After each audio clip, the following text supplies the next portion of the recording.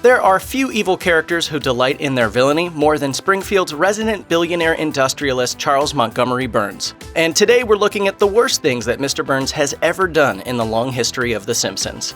In one of his most diabolical and high-profile acts of Bond-level villainy, Mr. Burns once constructed a giant disc designed to cast the entire town of Springfield in shadow for 24 hours per day. In effect, the plan was to force Springfield to rely on electricity supplied by his nuclear power plant rather than natural sunlight. The act proved to be the catalyst for the infamous Who Shot Mr. Burns, two-part mystery that saw the entire town outraged by Burns for plenty of other reasons. Earlier in the episode, the town turned on him after he tapped an oil well beneath Springfield Elementary, causing the school to lose funding and the town to be plagued by environmental disaster. The sunblocking plan, however, was so vile that even Smithers broke rank and had to walk away from his life with Burns.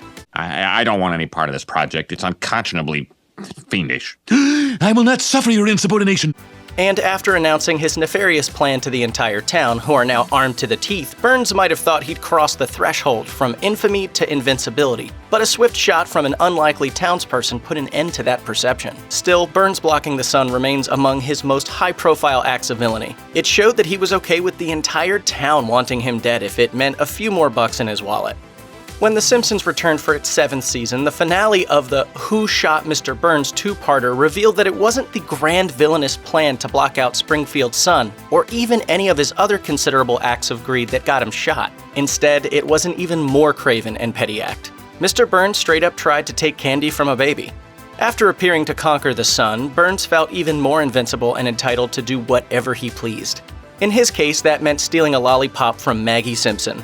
Unfortunately for him, he was unaware that his pistol was precariously placed in its holster, and in the old man's struggle with the baby, the gun went off into his chest, giving him some much-needed comeuppance. In the episode The Trouble with Trillions, it's revealed that after World War II, President Harry Truman minted a $1 trillion bill in an effort to reconstruct post-war Europe.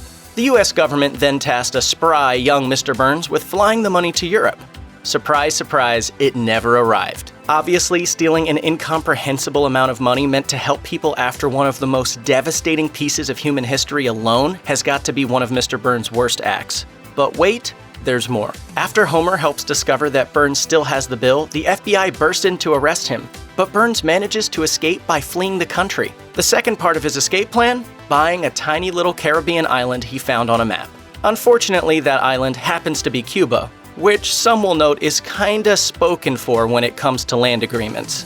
Armed with $1 trillion in cash, though, Burns attempts to just purchase the country from its president, Fidel Castro. Castro proves to be a little too cunning for Burns, though. He just asks to see the bill, and then pretends it was never handed to him. With that, Burns returns to the States defeated. But like most super-rich criminals, he never actually faces any consequences. 201 Greyhounds from the 6th season of The Simpsons is responsible for one of the better toe tappers in the show's long musical history. It's also one of Burns' most evil acts to date, especially if you're an animal lover. He's gonna make a tuxedo out of our puppies. Na na na, na na na, na na na. Bart! Sorry, you gotta admit it's catchy.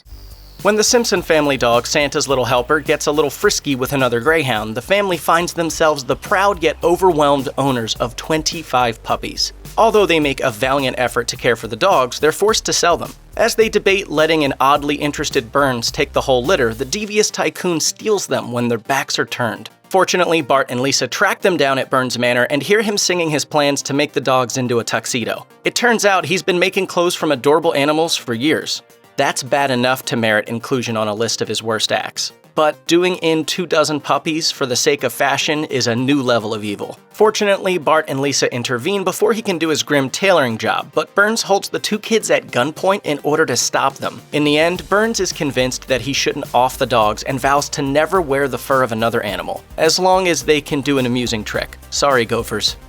This is a unique inclusion on the list because it marks a rare occasion in which Burns doesn't revel in his villainy. Instead, his bad behavior merely comes from a deeply misguided place. After a series of bad investments causes Burns to lose his vast fortune, the episode The Old Man and the Lisa sees him forced to live the life of an average Joe, even shacking up with Smithers for a brief period. However, his quest to find fulfillment as an impoverished elderly person is short-lived as his life quickly spirals out of control and lands him in the retirement castle. When Lisa Simpson comes around on a crusade to increase Springfield's recycling, Burns decides to mend his previously greedy ways by attempting to give back. It seems like things are going well, as Lisa's desire to help the environment meshes with Burns' business acumen. However, upon the opening of the Little Lisa recycling plant, Burns reveals that he strung together hundreds of plastic six-pack holders to sweep the sea clean of both waste and marine life. In a horrific but very well animated shot, we see hundreds of animals being dragged from the ocean and turned into a meat slurry that Burns then sells. And best of all, it's made from 100% recycled animals. Lisa is obviously horrified, much to the confusion of Burns, who genuinely believes he merely took recycling to the next level. Although this is by far one of Burns' worst acts, it's scary to think that this kind of carnage is what happens when he goes with his best intentions instead of his worst. Check out one of our newest videos right here. Plus, even more Looper videos about your favorite stuff are coming soon. Subscribe to our YouTube channel and hit the bell so you don't miss a single one.